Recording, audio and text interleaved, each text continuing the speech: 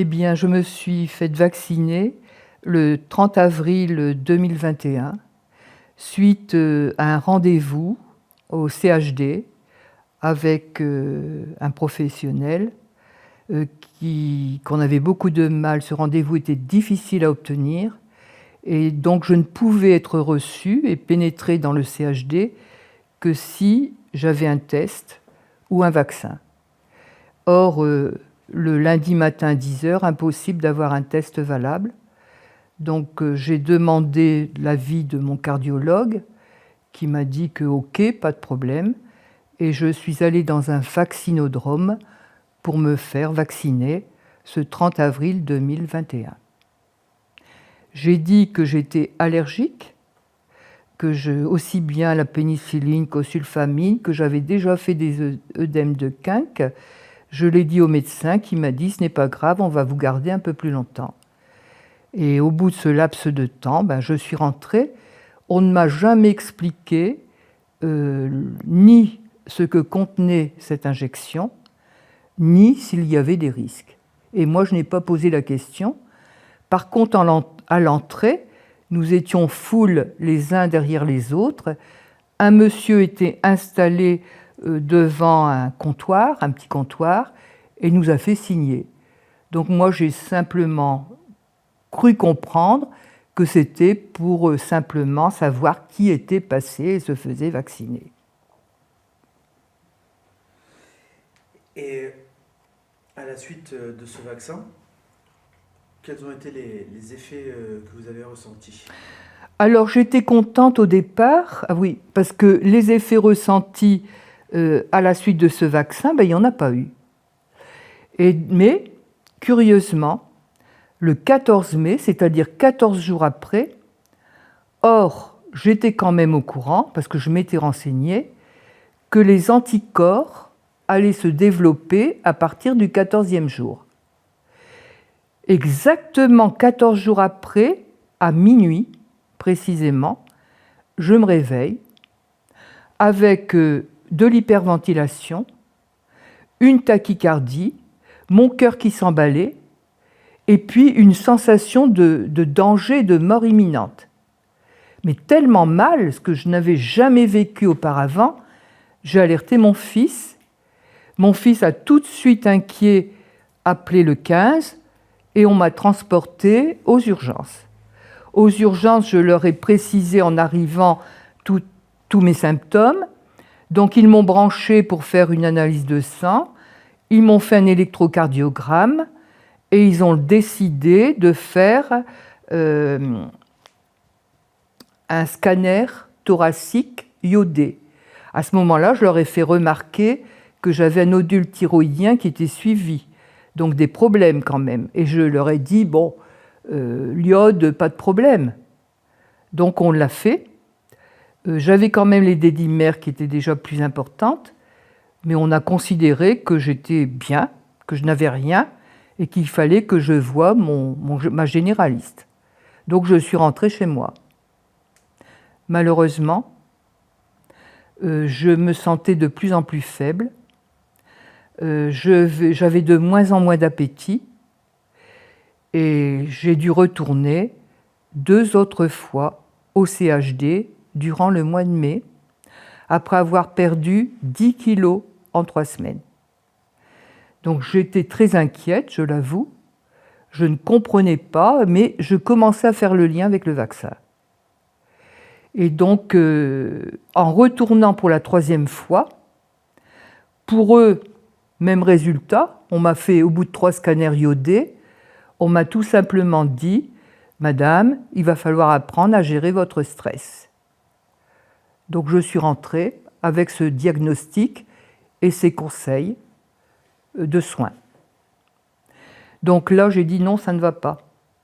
Donc j'ai décidé moi-même de faire une déclaration à la pharmacovigilance pour ne pas perdre de temps. C'était très complexe. À l'époque, j'étais encore capable d'utiliser mon ordinateur et de faire le nécessaire moi-même, y compris d'envoyer des dossiers par informatique, ce que je ne sais absolument plus faire aujourd'hui. Donc, j'ai revu mon cardiologue de suite et je lui ai demandé de faire une scintigraphie cardiaque. Donc dès juin, je fais une scintigraphie cardiaque. Il faut vous dire que j'avais déjà 75 ans, si je sais encore compter. Donc, et là, on ne remarque rien de particulier au niveau cardiaque. Donc je me dis, c'est pas normal. Va s'en suivre des moments très très difficiles pendant les mois de juillet et août, où j'ai même rencontré le pneumologue. Donc les symptômes s'accentuent, je ne suis pas bien, je suis de plus en plus faible. Et début septembre, je vais passer un week-end chez ma sœur, à plus de 160 km de chez moi. Et le matin, au moment du petit déjeuner, elle me dit « Lucille, tu as perdu connaissance, mais très peu, parce que je ne m'en suis pas rendu compte. » Du coup, plutôt que de faire le 15, comme on n'était pas loin de Lille, ils m'ont amené à Cœur et Poumons Lille. À Cœur et Poumons Lille, ils ont vu que mes dédimères étaient importantes. Donc, ils sont allés me faire un scanner du thorax chez Salengro, à l'hôpital Salengro, et c'est là qu'ils ont détecté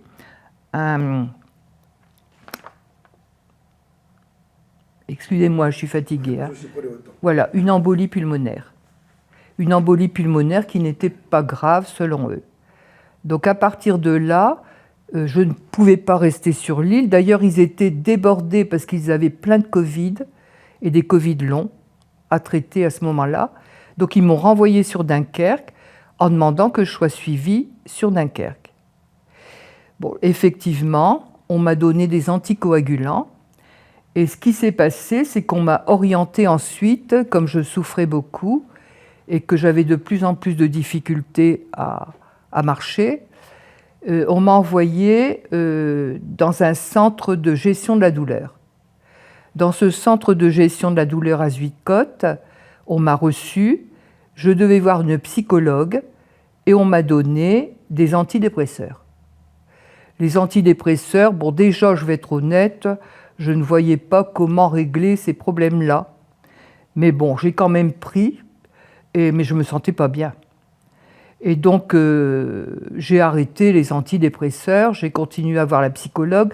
Je me suis dit, est-ce qu'on ne pourrait pas essayer d'avoir des méthodes un petit peu plus originales, celles qu'on met, vous voyez, à cette époque-là, pour me soigner, pour me soulager.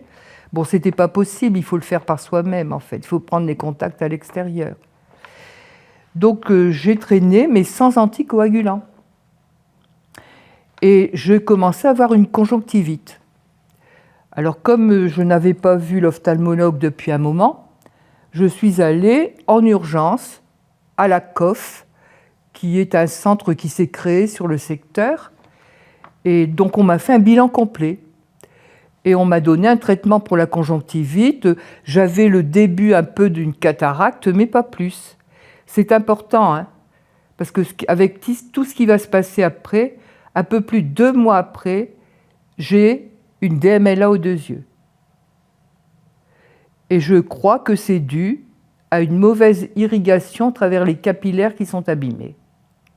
Maintenant, je ne suis pas ophtalmologue, mais en tout cas, c'est quand même bizarre. Alors là, on est au mois de mars 2022. Donc là, je commence à essayer de trouver la possibilité de me soigner un peu différemment. Donc je vois un homéopathe, malheureusement trop tardivement. Parce que le 17 avril, le temps de tout mettre en route, de commander les médicaments, etc., le 17 avril 2022, lundi de Pâques, je me réveille, je ne suis pas bien, c'est dans l'après-midi, mon fils va rentrer, étant très mal, je suis montée me coucher. C'est ce qui m'a sauvé, paraît-il, la vie, parce que je suis restée allongée. C'était le lundi de Pâques, mon fils est arrivé tardivement le soir me voir. Et là, il m'a trouvé cadavérique, je l'entendais, mais j'étais déjà plus là. J'étais bien, je sentais que j'allais mourir. Mais j'étais, vous ne pouvez pas savoir, j'étais détendue, je disais « Oh, je pars ». C'est drôle, hein? Drôle de sensation. Et à ce moment-là, mon fils est affolé. Quand il m'a vu, il paraît que j'étais cadavérique, hein, de toute façon. Et donc, il a appelé le 15. À ce moment-là, le SAMU est arrivé en urgence. Tous ces gens autour de moi, c'est curieux, hein, je les entendais, ils me posaient des questions, mais j'étais incapable de répondre. Et mon fils, il lui aurait dit, si votre maman avait simplement descendu les escaliers ou monté, elle serait décédée. Donc je me suis retrouvée embobinée, transportée en urgence, et tout ça, j'en étais consciente. Et je suis arrivée tout de suite dans cette salle où ils ont vu que j'avais 2 artères bouchées. C'était une thrombose. Donc c'est pas du calcium, hein, c'est pas ça du tout, c'est pas du cholestérol, ce sont des thromboses. Et donc malheureusement, lundi de Pâques, sur les 2 artères, la deuxième, ils n'avaient pas le bon stent dans leur réserve. Donc il a essayé par 2 fois de mettre un stent, de forcer un peu, il n'a pas pu. Moi j'avais retrouvé mes esprits à ce moment-là. Le sang était revenu et irriguait mon corps et mon cœur. Donc il m'a dit on va le remettre assez vite. J'ai dit mais mon cœur va quand même être sclérosé, docteur, puisqu'il ne sera plus irrigué. Enfin moi c'est comme ça que je le voyais, je me suis peut-être trompée, hein. Il y avait peut-être, on m'a peut-être mis quelque chose. Malheureusement, le lendemain, je fais une péricardite. Donc, qu'est-ce qui s'est passé? Il a fallu 1 semaine avant que l'on puisse me mettre un stent dans la deuxième artère. Donc, je m'en sors avec une partie du cœur sclérosée et une fuite de la valve mitrale, une fuite légère. Donc, un handicap cardiaque important tout le temps. Donc il faut que je fasse très très attention. Donc à partir de là, j'ai eu des médicaments, bien sûr, que je continue, mais j'ai pris contact avec des gens qui nous informaient. Je ne sais pas si je peux donner le nom. Non? C'est vous qui décidez. Oui. Je pense qu'il ne serait pas contre, avec le docteur Sabatier. Et c'est là que j'ai découvert le système rénine-angiotensine et le rôle joué par la vitamine D dans cette fameuse serrure où la spike pénètre. Et je l'explique comme ça, c'est-à-dire qu'il y a un combat entre la vitamine D et la spike pour pénétrer dans le système rénine-angiotensine. Donc j'ai compris l'importance de prendre de la vitamine D. À l'époque, j'ai fait doser, j'étais à 40. Donc c'était largement insuffisant. Et comme je ne pouvais plus sortir, puisque je suis condamnée à rester dans ma maison, au rez-de-chaussée, parce que je ne peux plus me déplacer, ni monter à l'étage, ni sortir.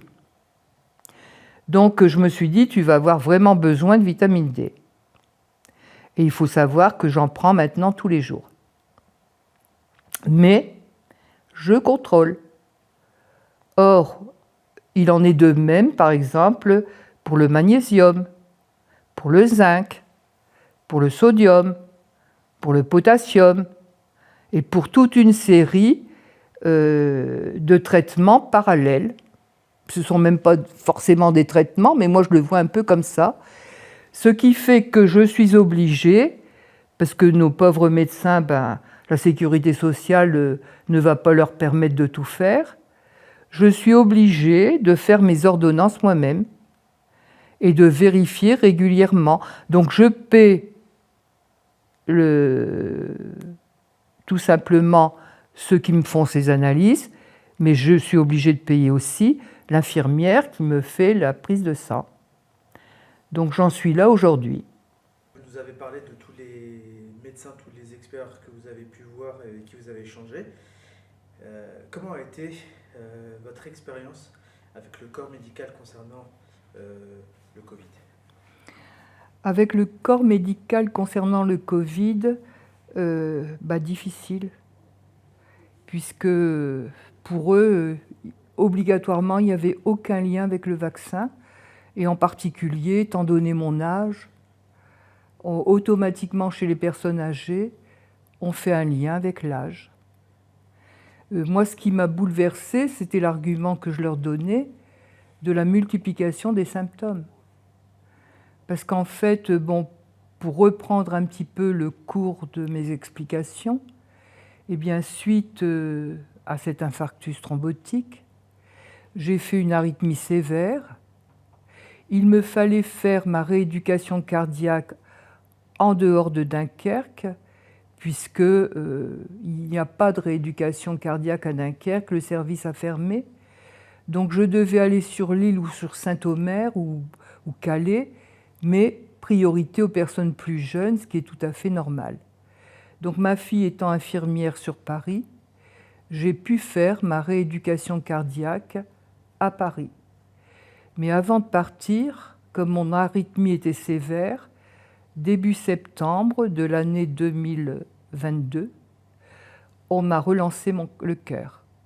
Donc je suis allée au CHD, mon cœur a été arrêté et relancé. Et c'était le 6 septembre 2022. Ensuite, je suis partie dans une clinique parisienne où j'ai eu une rééducation avec un suivi véritablement très très bien par le cardiologue de la clinique et toute l'équipe, ce qui a été vraiment très très positif pour moi. Donc je suis rentrée en 2022, décembre 2022, où j'allais mieux. Donc j'ai commencé à m'équiper. J'ai un vélo d'intérieur. J'ai la possibilité aussi d'un instrument pour marcher, pour faire de la marche. Et je pouvais à ce moment-là faire à peu près 1 heure d'exercice par jour. Et donc au moment où j'ai fait mon contrôle par mon cardiologue, il m'a dit c'est bien. Au niveau de mon cœur et des efforts que je faisais, c'était positif. Malheureusement, je me suis payé un premier virus. Et donc, à la suite de ce premier virus, je ne voulais plus faire de tests. Et donc, par le sang, on a vu que c'était le B, la grippe B. Donc, on ne pouvait plus me donner d'antibiotiques aux sulfamines, ni à la pénicilline, puisque je suis allergique. Donc, j'ai pris de l'azithromycine. Mais l'azithromycine a aussi des effets sur le cœur. Donc, je sais que les médecins ne sont pas très chauds pour me donner de l'azithromycine. Mais en fait, ça m'a fait beaucoup de bien et j'ai pris le risque, moi. J'ai dit, tant pis, il n'y a plus que ça, de toute façon. Et donc, j'ai terminé vers le mois de mars 2023, toujours correct, jusqu'à ce que j'ai des problèmes. Et je vais donc aux urgences en novembre 2023. Et là, j'attrape le Covid. Et là, c'est la catastrophe. Parce que je reviens après avec des symptômes encore plus nombreux. C'est là que je vais commencer à avoir des problèmes de déglutition, des problèmes d'apnée, donc je suis équipée maintenant, des problèmes de SAMA, de système d'activation mastocytaire, avec une allergie à l'histamine. Donc j'ai beaucoup de difficultés avec les médicaments. Je ne supporte pas les antihistaminiques. Je dois faire très attention à la consommation de médicaments. Donc j'en arrive à préparer mes repas moi-même, à me renseigner et à petit établir un plan de soins. C'est-à-dire, je fais tous mes repas moi-même avec des végétaux bio. Pour compenser par exemple le magnésium et les problèmes gastriques, et en particulier d'évacuation, je prends de l'épar. Pour obtenir du sodium, je prends du Cyntior. Je prends de la fleur de sel de Guérande. Pour prendre par exemple des oméga 3, je prends l'huile de colza. Enfin, j'adapte absolument tout en faisant des recherches personnelles aussi par Internet. Et c'est ça le côté positif d'Internet pour ceux qui se retrouvent dans ces situations-là. Bon, maintenant, je ne veux plus aller aux urgences. Pour moi, tant pis. J'essaie de tout régler sur place. Parce que j'ai toujours peur d'attraper autre chose encore. Donc je fais très très attention. Bon, il faut dire que j'ai la chance d'avoir bientôt 80 ans. Donc je me dis que pour moi, ma vie est derrière. Donc maintenant, j'ai un rôle à jouer, c'est celui d'informer. Et ça, déjà, de par ma profession et mon amour pour les jeunes. Parce que quand on fait la profession que j'ai faite, il faut aimer les jeunes. Donc je me suis permise d'envoyer très rapidement un courrier à Madame Macron, qui a été professeure comme moi, en lui signalant les gros problèmes des conséquences du vaccin pour la jeunesse et les difficultés, parce qu'ils ne peuvent plus travailler, ils ont des enfants élevés, des habitations à payer, donc ils ont de sérieuses difficultés et qu'il était peut-être temps d'agir. En définitive, elle ne m'a pas fait de réponse. J'ai eu des réponses de son mari, le président de la République, qui m'a dit que le pouvoir était, dans la Constitution était séparé en trois, le législatif, l'exécutif et le judiciaire. Et en fait, il m'a dit ce sera le judiciaire qui va régler les choses. Donc j'ai suivi ses conseils, j'ai porté plainte. J'ai porté plainte ayant été principale de collège après avoir passé un concours, je le précise. Eh bien, j'étais considérée comme avoir une retraite suffisante pour ne pas avoir d'aide judiciaire. Donc il fallait que je prenne un avocat. Or, avec tout ce que nous coûtent ces soins supplémentaires, moi, je suis dans des difficultés aussi financières. Donc, je me suis transformée en avocat. Et j'ai monté mon dossier. Je l'ai adressé au procureur de Dunkerque. C'est la gendarmerie, parce que je suis en campagne, qui m'a interrogée et j'ai écrit tout mon témoignage et je leur ai demandé de recopier exactement ce témoignage que j'avais écrit. J'étais très étonnée de voir que mon dossier, parce que c'était tôt, c'est en 2023 que j'ai dû faire ça, mon dossier partit au procureur de Paris. Et assez longtemps après, peut-être une petite année, j'ai reçu le résultat, c'est-à-dire classé sans suite. Donc je me suis dit, je ne peux pas payer d'avocat, je suis âgée, je n'ai plus la force de suivre ce dossier. Donc de toute façon, pour tous ceux qui vont porter plainte, et j'en suis malheureusement convaincue, ça ne va pas sortir de façon très rapide. Donc mon espérance de vie est très limitée. Donc j'ai arrêté. Je n'ai pas poursuivi.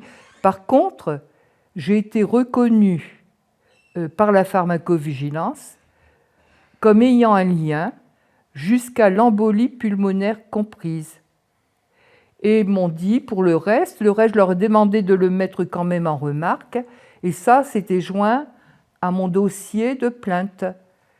Et le reste, tout ce qui est arrivé après, y compris les problèmes neuropathiques dont j'ai oublié de vous parler, parce que j'ai eu des sensations, par exemple, quand j'arrête le traitement apnée, parce que c'est extrêmement compliqué aussi, ce fameux traitement, je me réveille, si j'ai été trop longtemps, quelques jours, sans mettre ce traitement, mon fils déjà était réveillé quelques fois en pleine nuit. La dernière fois, j'ai hurlé parce que j'ai l'impression que tout mon corps s'embrase. Donc je ne sais pas si c'est des problèmes au niveau nerveux, hein, mais en tout cas, c'est extrêmement douloureux et vous avez l'impression de prendre feu. Donc j'ai très souvent l'impression aussi maintenant d'avoir les tempes qui sont prises dans un étau. J'ai des problèmes de vision de plus en plus. Donc je vois que la situation s'aggrave. Et donc je me dis, malheureusement, qu'il serait urgent d'interdire ces injections et de faire des recherches et de trouver si possible l'anticorps. Donc maintenant, je suis profondément inquiète.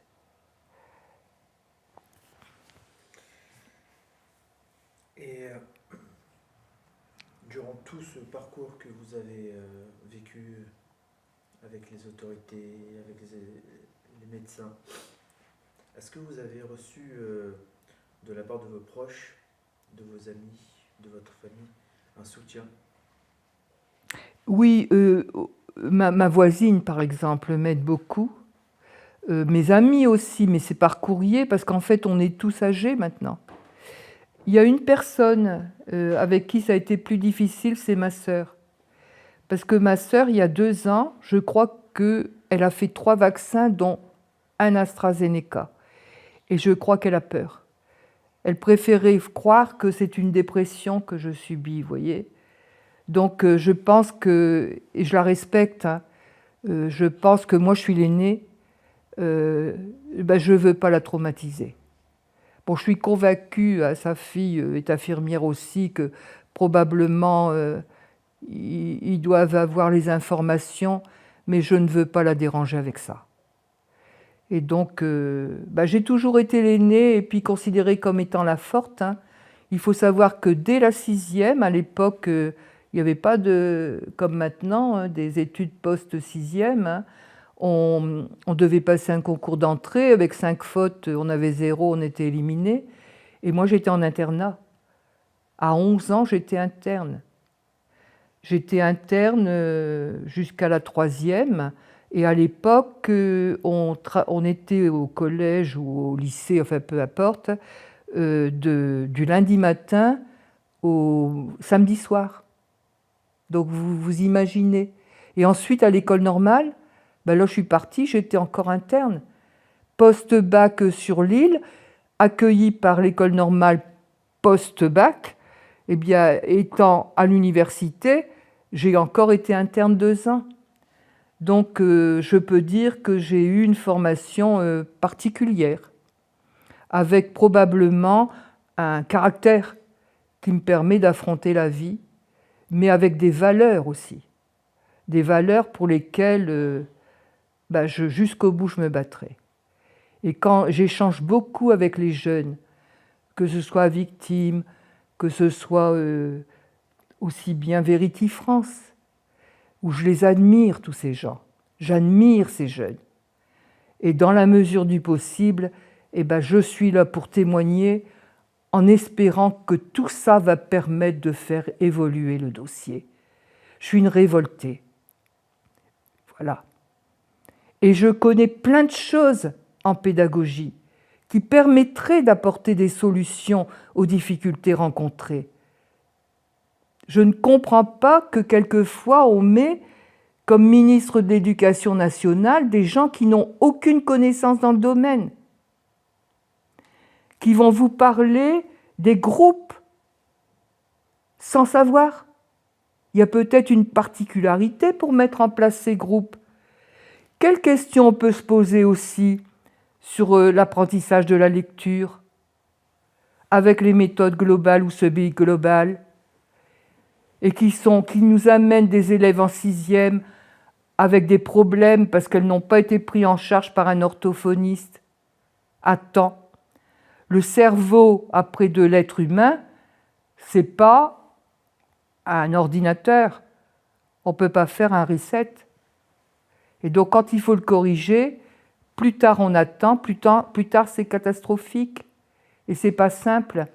Et si on prenait la peine de savoir ce qui se passe dans les cerveaux en CP, et qu'on avait des orthophonistes qui seraient là pour observer, ben on aurait des réponses tout de suite. Et on pourrait combattre tout de suite. Moi, j'ai discuté avec un orthophoniste, je savais exactement ce qu'il fallait faire. Et on a fait des groupes, nous, en 6e, pour corriger ça, au niveau phonétique. L'enfant, quand il a une méthode globale ou semi-globale, au départ, voit les lettres à l'intérieur d'un mot. Donc moi, je me suis rendu compte que certains ne voyaient pas la différence entre un L, un B, un H. Ne voyaient pas la différence entre un A et un D. Ça, c'est les professeurs de français de 6e à l'époque qui ont vu ça tout de suite. Donc comme principal de collège, j'avais cette expérience. Peut-être qu'on pourrait aussi nous poser des questions, parce qu'on n'est pas si bête que ça. Et que pour pouvoir faire des modifications dans l'enseignement, il faut un petit peu aussi avoir de l'expérience. Voilà. C'est ce que je voulais dire aussi. Et qu'on perd de l'argent bêtement, parce qu'on suit des idées qui viennent, je me demande d'où, de gens incompétents dans ces domaines. Ça ne veut pas dire qu'ils sont incompétents partout, hein, mais ils ont des domaines d'incompétence, donc ils n'ont rien à y faire. Alors je ne sais pas si j'ai répondu à toutes vos questions. Vous avez parlé tout à l'heure des associations à victimes. Oui, Vérité France, oui. Où on a une autre dose. Ouais, où on a une autre dose.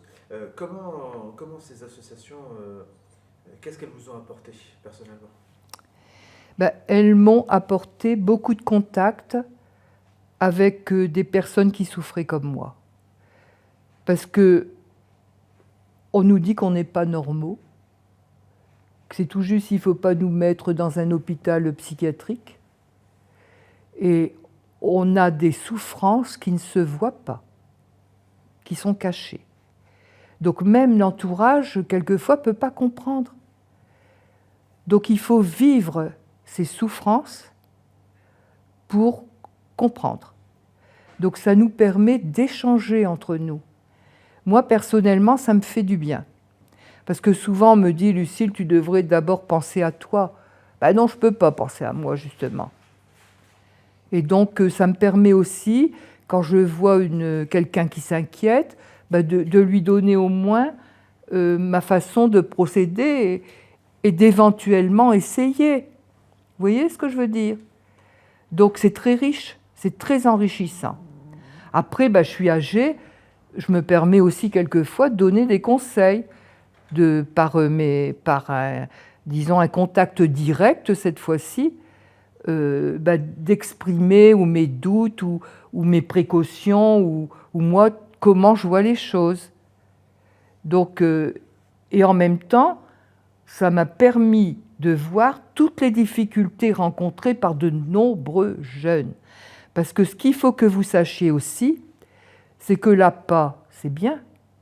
Moi, je suis reconnue à plus de 80% de handicap par la MDPH. Seulement.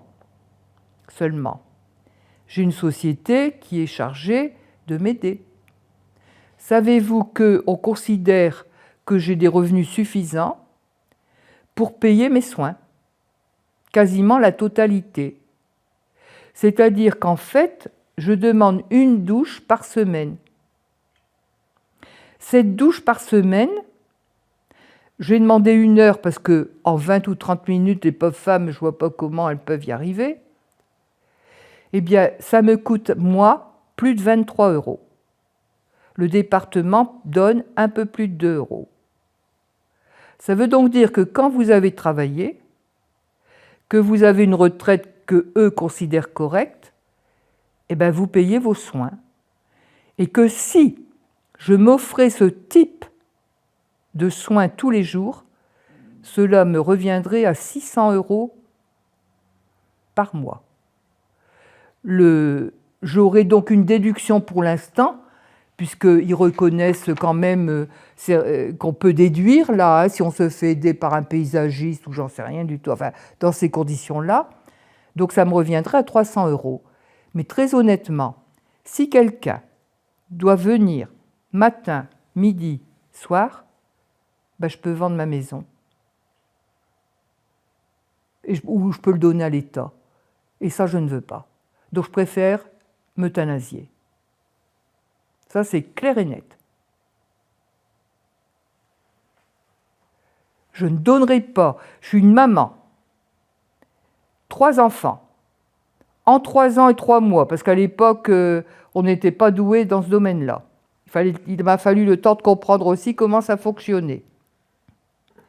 3 enfants, 3 ans et 3 mois, en région parisienne, à Villeneuve-Saint-Georges, pas dans les beaux quartiers, hein. Il y avait encore une mixité sociale à ce moment-là. Il y en a de moins en moins. Donc, je n'avais personne de ma famille. Il n'y avait pas de crèche.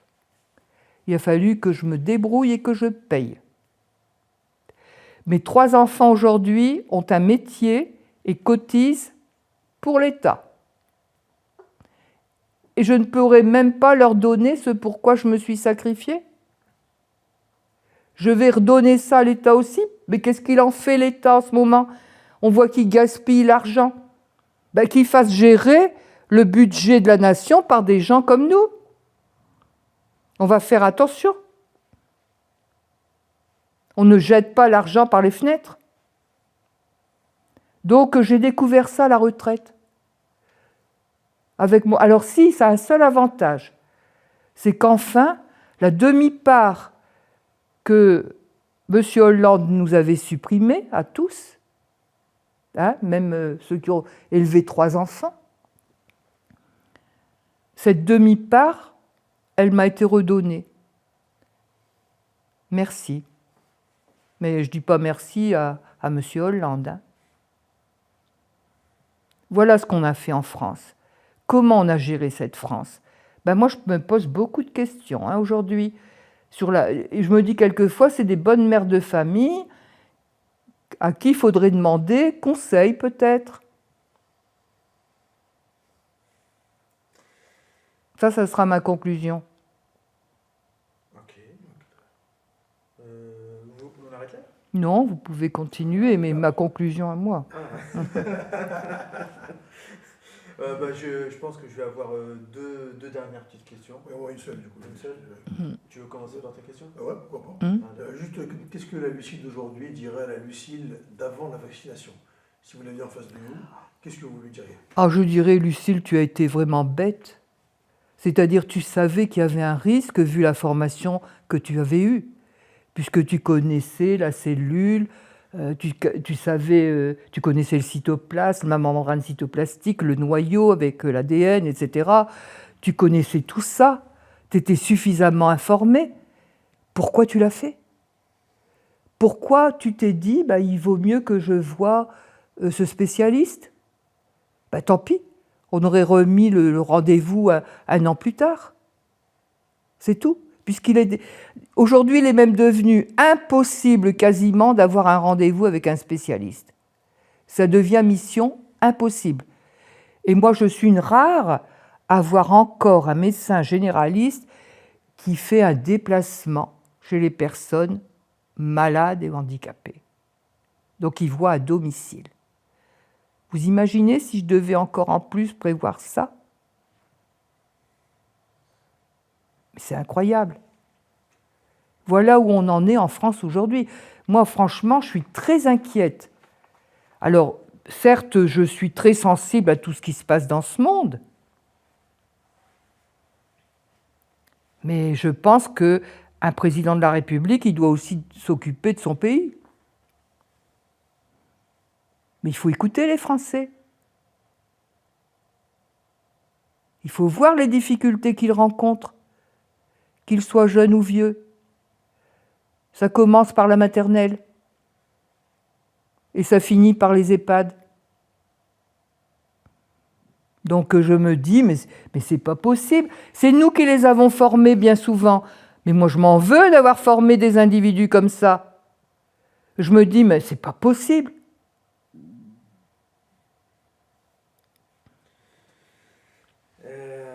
Avant-dernière question. Qu'est-ce qui vous manque le plus d'avant le Covid? De pouvoir être autonome, comme je l'étais, de pouvoir bêcher mon jardin comme je le faisais encore, de pouvoir mettre des fleurs partout dans mon jardin, des fleurs sauvages, de pouvoir faire mon potager, de pouvoir manger ces belles pommes que je vais vous offrir, qui viennent de mon verger, de pouvoir dire aux cultivateurs de proximité « Arrêtez, arrêtez, arrêtez votre chimie, vous êtes en train de tuer vos sols » et d'affecter les nappes phréatiques. Mais bon sang, qu'est-ce que vous avez dans le cerveau? Si c'est le pognon, vous ne l'emmènerez pas dans votre tombe. Le pognon, c'est tout simplement un outil. Bon sang, mais vous êtes des humains. Vous êtes des humains. Même les animaux, il faut les respecter. Ils sont comme nous. Et ils sont quelquefois plus tendres, plus compréhensifs que nous. Et on est en train de leur foutre aussi de l'ARN. On est en train de foutre de l'ARN aux végétaux. Mais qu'est-ce que vous voulez? Vous voulez le meilleur des mondes? Il faut lire le meilleur des mondes. C'est ça qu'il faut faire étudier en classe. N'est-ce pas, mes dirigeants?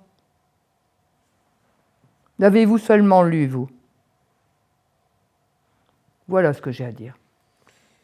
Et pour finir, est-ce qu'il y a une question qu'on aurait oublié de poser et que vous aimeriez qu'on vous pose?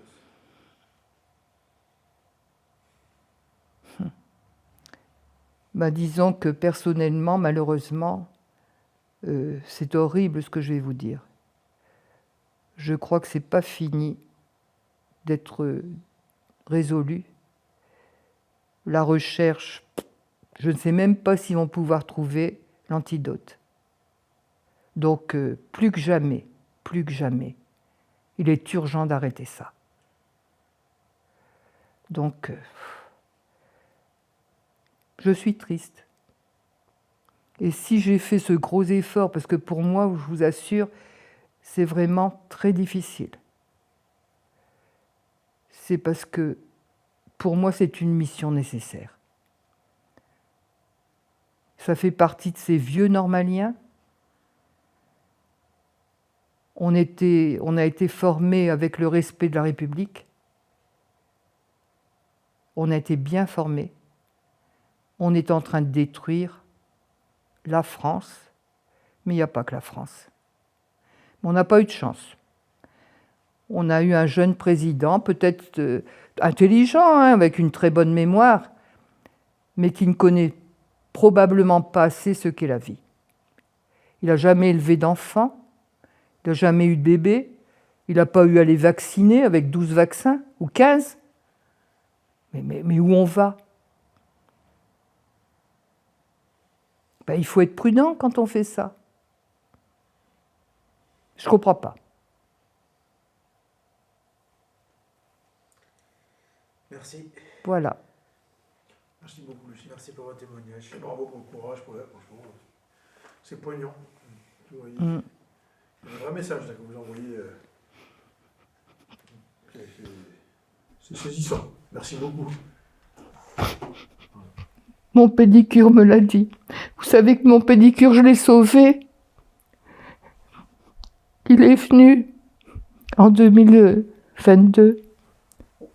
Il avait fait les 3 vaccins. Et c'est un cycliste. Et il me dit, madame, je pars dans les Alpes et je vais faire... Je dis, mon Dieu, vous avez fait les vaccins, vous? Il me dit, oui. Je dis, faites attention. Vous risquez l'hypoxie. Donc je lui ai montré le bouquin de Sabatier. Accrochez-vous bien, il revient un moment après. Il me dit, vous savez ce que j'ai fait? Un infarctus thrombotique. Et quand j'ai dit au médecin que c'était peut-être le vaccin, donc dans les Alpes, hein, ils m'ont dit, nous, on n'entre pas sur ce sujet-là. Donc hier, il est venu, il m'a dit, je sais, dit Lucille, que vous allez, il le faut.